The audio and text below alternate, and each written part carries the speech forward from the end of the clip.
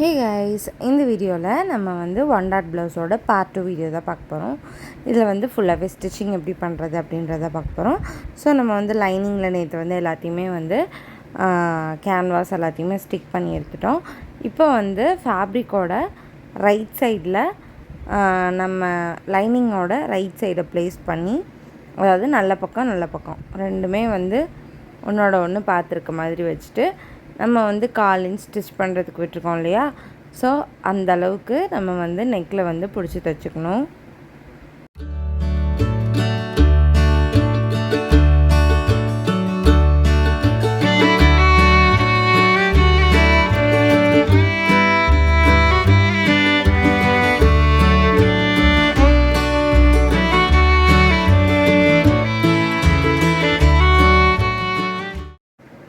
இப்போது உள்ளே இருக்க கிளாத்தை வந்து கட் பண்ணி எடுத்துக்கோங்க. கட் பண்ணி எடுத்துகிட்டு நம்ம கேர்வ் வர இடத்துல எல்லாத்துலேயுமே நாச் பண்ணிடணும்.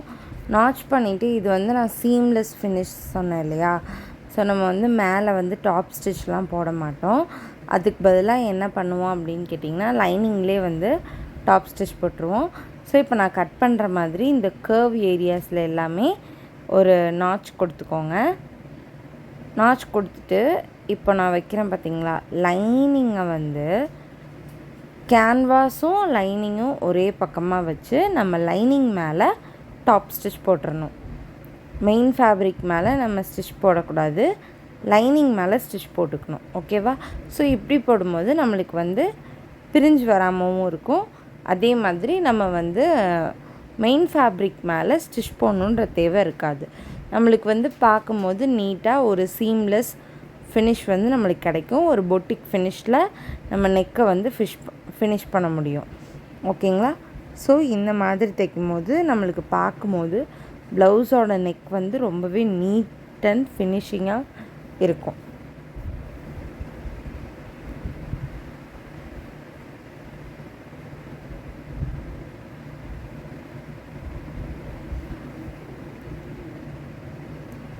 பாருங்கள், இப்போ இந்த மாதிரி நம்ம ஸ்டிச் பண்ணோம் அப்படின்னா நம்மளுக்கு எவ்வளோ நீட்டாக ஃபினிஷிங்காக வந்திருக்கு பார்த்தீங்களா. ஸோ இதுக்காக தான் அந்த மாதிரி ஸ்டிச் பண்ணுறது. ஸோ இப்போ வந்து சைடில் வந்து எல்லா பக்கமும் நம்ம எப்பவும் போல் ஸ்டிச் பண்ணுவோம் இல்லையா. ஸோ அந்த மாதிரி நீங்கள் ஸ்டிச் பண்ணிக்க வேண்டியதான்.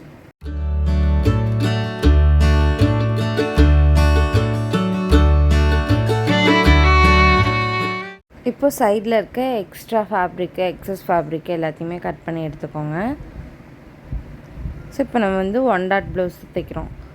அதனால நம்ம டாட் எங்கே போடணுமோ அங்கே சின்னதாக ஒரு மார்க் போட்டுட்டு நாச் பண்ணிக்கோங்க. ஒன் டாட் ப்ளவுஸ் வந்து தைக்கிறது ரொம்பவே ஈஸிங்க. நம்ம நார்மலாக 3 டாட்டு அதெல்லாம் தேவையே இல்லை. அழகாக சிங்கிள் டாட்டு தான், ஈஸியாக ஸ்டிச் பண்ணிடலாம். அதே மாதிரி உங்களுக்கு அந்த ப்ளவுஸோட ஃபினிஷிங்கும் சூப்பராக வரும். ஸோ பாருங்கள், இந்த மாதிரி தான் டாட் பிடிக்கணும். சிங்கிள் டாட் நம்ம நினைக்கிறோம் சிங்கிள் டாட் ப்ளவுஸ்லாம் அதிகமாக யாரும் போட மாட்டாங்கன்னு. ஆனால் சிங்கிள் டாட் ப்ளவுஸில் தான் வந்து பர்ஃபெக்டாக இருக்கும், நீட்டாக இருக்கும், நம்மளுக்கு அசிங்கமாக இருக்காது. பிரின்சஸ் கட் மாதிரியும் இருக்கும், அதே மாதிரி 3 டாட் ப்ளவுஸ் மாதிரியும் இருக்கும். ஓகேங்களா? அதாவது எனக்கு வந்து ரொம்ப அசிங்கமாக தூக்கிட்டு இருக்கக்கூடாது, ஆனால் எனக்கு ப்ளவுஸ் மாதிரியும் இருக்கணும் அப்படின்னா நீங்கள் பெட்டர் ஒரு ஒன் டாட் ப்ளவுஸ் பிக் பண்ணுறது தான் பெஸ்ட்டான ஆப்ஷனாக இருக்கும். ஸோ இப்போ நம்ம பேக் வந்து ஸ்டிச் பண்ணிக்கலாம். பேக்லேயுமே நம்ம வந்து கேன்வாஸ் கொடுத்துருக்கோம். ஸோ சேம் அதே ப்ரொசீஜர் தான். ஃப்ரண்ட்டில் என்ன பண்ணமோ அதே தான் பேக்லேயும் பண்ண போகிறோம். ஸ்டிச் போட்டுட்டு நம்ம கட் பண்ணிவிட்டு நாச்சஸ் பண்ணிவிட்டு நம்ம வந்து லைனிங்கையும் கேன்வாஸையும் ஒரே சைட் திருப்பி வச்சு நம்ம லைனிங் மேலே ஒரு ஸ்டிச் பண்ணி ஃபினிஷ் பண்ணிக்க போகிறோம். சேம் நம்ம ஃப்ரண்ட்டில் என்ன பண்ணமோ அதே தான் பேக்லேயும் பண்ண போகிறோம்.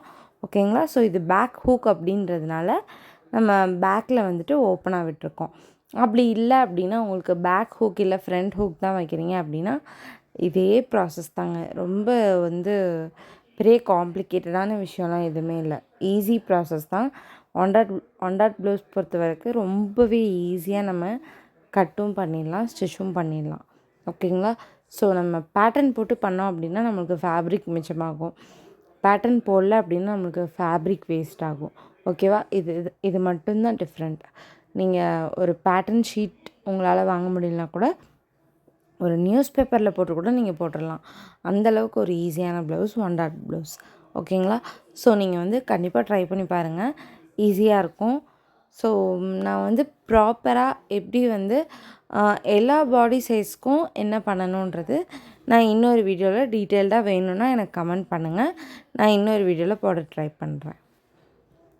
ஸோ இப்போ வந்து நம்ம நெக் ஃபினிஷ் பண்ணி சைடில் எல்லாத்தையுமே ஃபினிஷ் பண்ணியாச்சு. கீழே வந்து பாட்டம் வந்து நம்ம ஃபோல்ட் பண்ணி ஸ்டிச் பண்ணிக்கலாம். ஃப்ரண்ட்டில் வந்துட்டு நம்ம வந்து ஃபோல்ட் பண்ணுறதுக்கு கிளாத் விட்டுருக்க மாட்டோம்.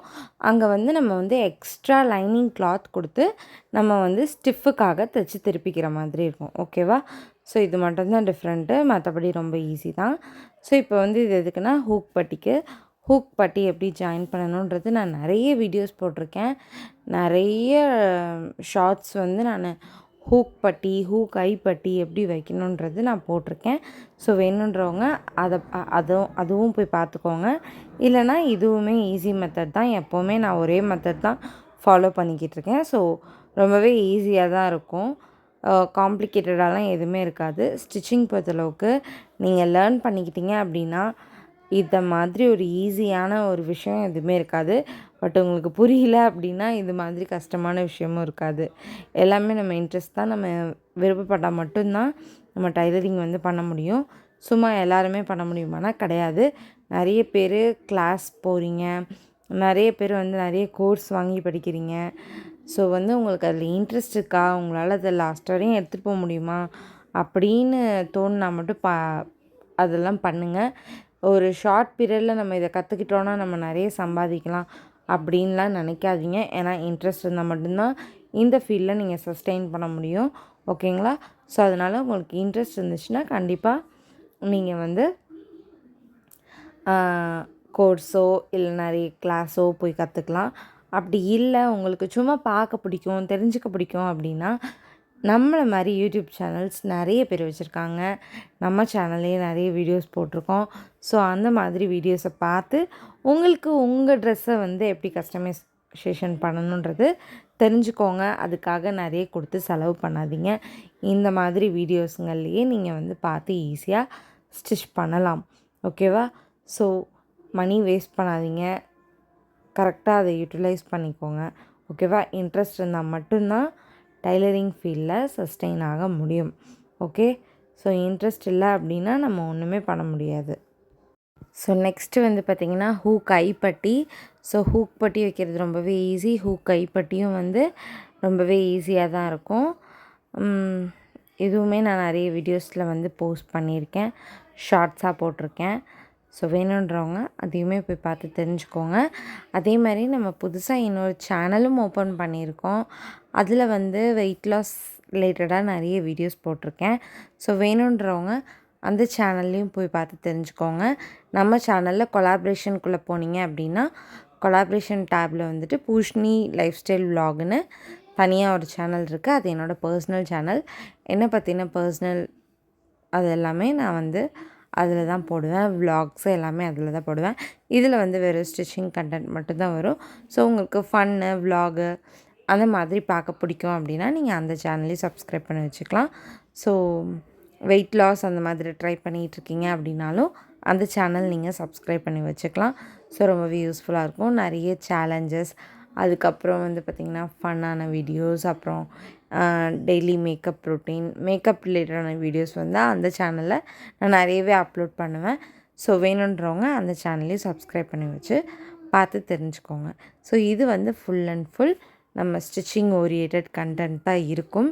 ஓகே? ஸோ அப்பப்போ ஏதாவது நம்ம டிஃப்ரெண்ட்டாக நம்ம ஸ்டிச்சிங் ரிலேட்டடாக ஏதாவது டிஃப்ரெண்ட்டாக பண்ணுறோம் அந்த மாதிரின்றப்போ இதில் வந்து விலாகாக வரும். மற்றபடி டெய்லி விலாக்ஸ் அது எல்லாமே நான் அதில் தான் போடுவேன்.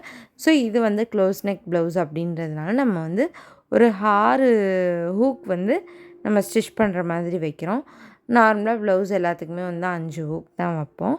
ஸோ இது வந்து ரொம்பவே க்ளோஸாக வருது அப்படின்றதுனால நம்ம ஒரு 6 ஹூக் வர மாதிரி நம்ம வந்து ஸ்டிச் பண்ணிக்கலாம். ஓகேவா?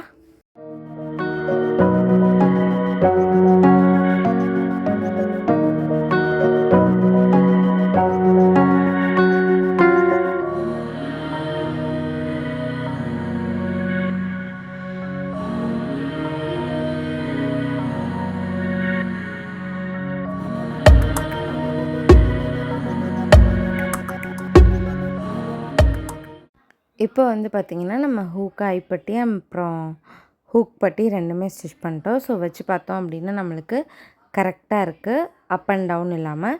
ஸோ இப்போ வந்து நம்ம ஷோல்டர் வந்து ஸ்டிச் பண்ணிக்கலாம். ஷோல்டர் வந்து நான் வந்து சீம்லெஸ் ஃபினிஷ் கொடுக்கணும் அப்படின்றதுனால கீழே வந்துட்டு ஒரு லைனிங் ஃபேப்ரிக், ஒரு பாக்ஸ் ஷேப்பில் ஒரு லைனிங் ஃபேப்ரிக் கட் பண்ணி சும்மா வச்சு ஃபஸ்ட்டு ஒரே ஒரு ஸ்டிச் போட்டுக்கிறேன். ஸோ இந்த சைடுமே அதே மாதிரி தான். கீழே வந்து லைனிங் கிளாத் வந்து ஒரு பாக்ஸ் சைஸில் கொடுத்துட்டு, இது எதுக்குன்னா நம்ம ஓவர்லாக் போடல இல்லையா? ஸோ அதனால் நம்மளுக்கு வந்து அதுவும் இல்லாமல் ஷோல்டர் வந்து இறங்கி வராமல் இருக்கணும் அப்படின்னா இந்த மாதிரி ஸ்டிச் பண்ணோம் அப்படின்னா கண்டிப்பாக நம்மளுக்கு அது வராது. இது வந்து க்ளோஸ் நெக் அப்படின்றதுனால இதில் நார்மலாக ஸ்டிச் பண்ணாலுமே அந்த ப்ராப்ளம் இருக்காது. பட் நீங்கள் ஒரு டீப் நெக் கொடுக்குறீங்க அப்படின்னா இந்த மாதிரி ஷோல்டர் வந்து ஸ்டிச் பண்ணி பாருங்கள். உங்களுக்கு அந்த ஷோல்டர் ஃபால் ஆகுறதுன்றது அந்த ப்ராப்ளமே வராது. ஏன்னா நம்மளுக்கு அங்கே ஒரு ஸ்டிஃப் கொடுக்குறோம் இல்லையா? ஸோ அதனால் அந்த இடம் வந்து நம்மளுக்கு வந்து கொஞ்சம் திக்னஸோடு இருக்கும்போது நம்மளுக்கு அந்த ஷோல்டர் ஃபால் ஆகிற ப்ராப்ளம் வந்து இருக்காது. ஸோ ட்ரை பண்ணி பாருங்கள். இது வந்து ஒரு டைலரிங் டிப்ஸு தான். ஓகே. ஸோ இப்போது அடுத்து வந்து நம்ம ஸ்லீவ் ஸ்டிச் பண்ணுறோம். ஸோ ஸ்லீவ் வந்து பார்த்திங்கன்னா நம்ம வந்து கேப் ஸ்லீவ், ரொம்பவே ஷார்ட் ஸ்லீவ் தான். ஸோ ஸ்லீவ் எப்போவும் நம்ம நார்மலாக ஸ்டிச் பண்ணுவோம் இல்லையா? அதே மெத்தட் தாங்க. எதுவும் புதுசாலாம் இல்லைங்க இதுக்கு மேலே. இதில் வந்து நான் ஒரு சைடு எப்படி ஸ்டிச் பண்ணுறோன்றது மட்டும் நான் காட்டுறேன். அனதர் சைட் சேம் அதே மாதிரி நீங்கள் ஸ்டிச் பண்ணிக்கோங்க. ஓகேவா? ஸோ இப்போ இங்கே வந்து கீழே ஸ்லீவில் வந்து நம்ம சீம்லெஸ் ஃபினிஷ் கொடுத்துருக்கோம். ஸோ அப்போ என்ன பண்ணுறோம் அப்படின்னா, லைனிங்கில் வந்து ஃபஸ்ட்டு ஒரு ஸ்டிச் போட்டுட்டு லைனிங்கை வந்து திருப்பி வச்சுட்டு நம்ம மெயின் ஃபேப்ரிக்கை லைனிங் மேலே ஒரு சின்ன ஃபோல்டு பண்ணி லைனிங் மேலே வச்சு அட்டாச் பண்ணுறோம்.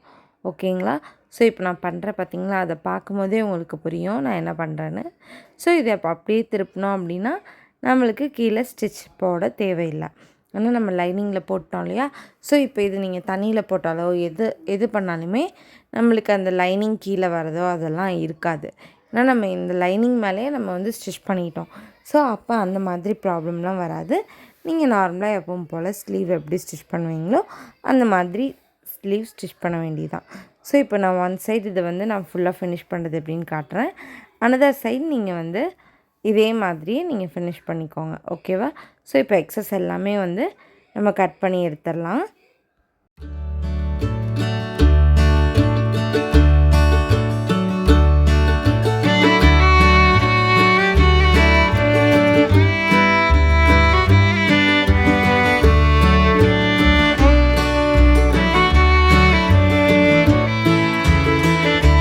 இப்போ நம்ம ஃப்ரண்ட் சைடில் கீழே பாட்டமில் வந்து நம்ம இன்னும் ஃபினிஷ் பண்ணல இல்லையா?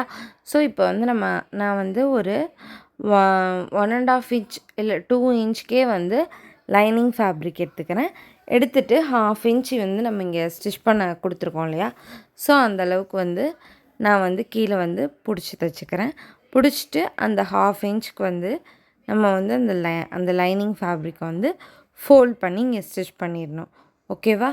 ஸோ நம்மளுக்கு வந்து நீட்டாக நம்மளோட பாட்டம் வந்து ஃபினிஷ் ஆகிடும். ஏன் நம்ம வந்து இங்கே வந்து ஸ்டிச்சிங்க்கு நம்ம ஃபேப்ரிக் கொடுக்கல அப்படின்னா நம்ம இங்கே டாட் போடுவோம். ஸோ அந்த டாட் வந்து நம்ம ஸ்டிச்சிங்க்கு கிளாத் விட்டுட்டு நம்ம டாட் போட்டோம் அப்படின்னா மெஷர்மெண்ட்ஸ் எல்லாமே மாறும். ஸோ அதனால தான் இங்கே வந்து நம்ம எக்ஸ்ட்ரா கிளாத் கொடுக்காம செப்ரேட்டாக வந்து நம்ம லைனிங் கிளாத் கொடுத்து ஸ்டிச் பண்ணுறோம். ஸோ அப்போ தான் நம்மளுக்கு வந்து கீழே வந்து அந்த ஒரு கர்வ் கிடைக்கும். ஓகேங்களா? அந்த ப்ராப்பர் ஃபிட் வந்து நம்ம இந்த மாதிரி ஸ்டிச் பண்ணும்போது தான் நம்மளுக்கு கிடைக்கும். ஓகே. ஸோ இப்போ வந்து நம்ம வந்து ஃப்ரண்ட்டும் வந்து ஃபினிஷ் பண்ணியாச்சு. ஸோ நெக்ஸ்ட் வந்து பார்த்திங்கன்னா நம்ம ஸ்லீவ் வந்து அட்டாச் பண்ணிட வேண்டியதான்.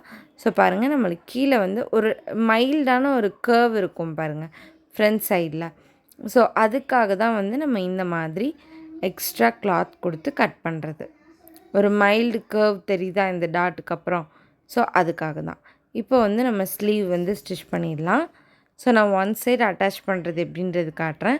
அனதர் சைடு வந்து நீங்கள் இதே மாதிரி வந்து ஸ்டிச் பண்ணிட்டீங்க அப்படின்னா ஒன்றும் ப்ராப்ளம் இல்லை. ஓகே. ஸோ ஃபஸ்ட்டு சென்டர் வச்சு பார்த்துக்கோங்க.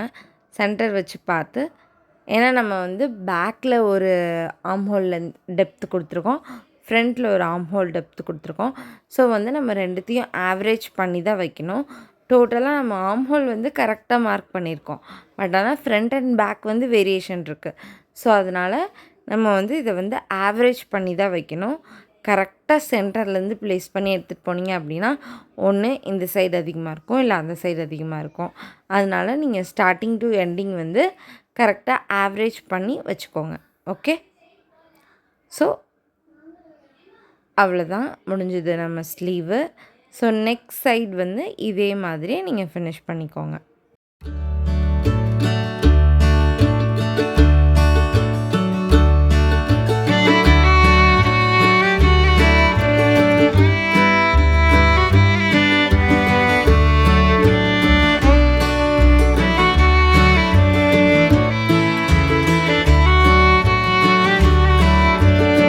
இப்போ வந்து நம்ம வந்து வெயிஸ்ட் வந்து மார்க் பண்ணிக்கலாம். வெயிஸ்ட் வந்து நம்ம ஃப்ரண்ட்டில் வந்து 7 வைக்கிறோம். பேக்கில் வந்துட்டு பார்த்திங்கன்னா 7.75. ஓகேவா? ஏன்னா நம்ம வந்து சீம் அலவன்ஸ், அதாவது ஈஸ் அலவன்ஸ் வந்து பேக்கில் வந்து 2 இன்ச் கொடுத்துருப்போம், ஃப்ரண்ட்டில் வந்து 1 இன்ச் கொடுத்துருப்போம். ஸோ அதனால் பேக்கில் வந்துட்டு நான் 7.75 வைக்கிறேன், ஃப்ரண்ட்டில் வந்துட்டு 7 வைக்கிறேன். ஓகேங்களா? ஸோ மார்க் பண்ணிவிட்டு நெக்ஸ்ட்டு வந்து ஸ்லீவோட சர்க்கம்ஃபரன்ஸ் என்னவோ அதையும் வந்து மெஷர் பண்ணி மார்க் பண்ணிக்கோங்க.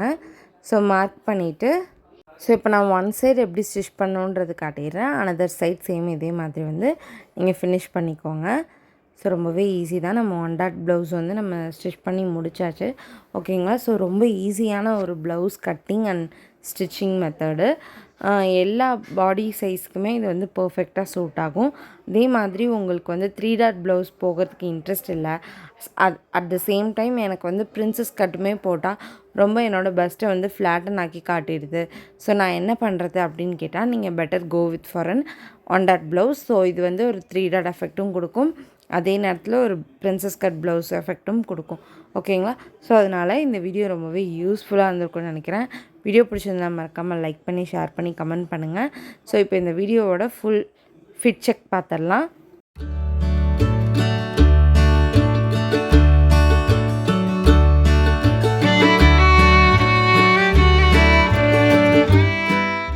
ஸோ வீடியோ பிடிச்சிருந்தா மறக்காமல் லைக் பண்ணுங்கள், ஷேர் பண்ணுங்கள், கமெண்ட் பண்ணுங்கள். அதே மாதிரி நம்ம சேனலை சப்ஸ்கிரைப் பண்ணி சப்போர்ட் பண்ண மறந்துடாதீங்க. ஸோ இதே மாதிரி இன்னொரு புதிய வீடியோவில் மீட் பண்ணுறேன். பாய்.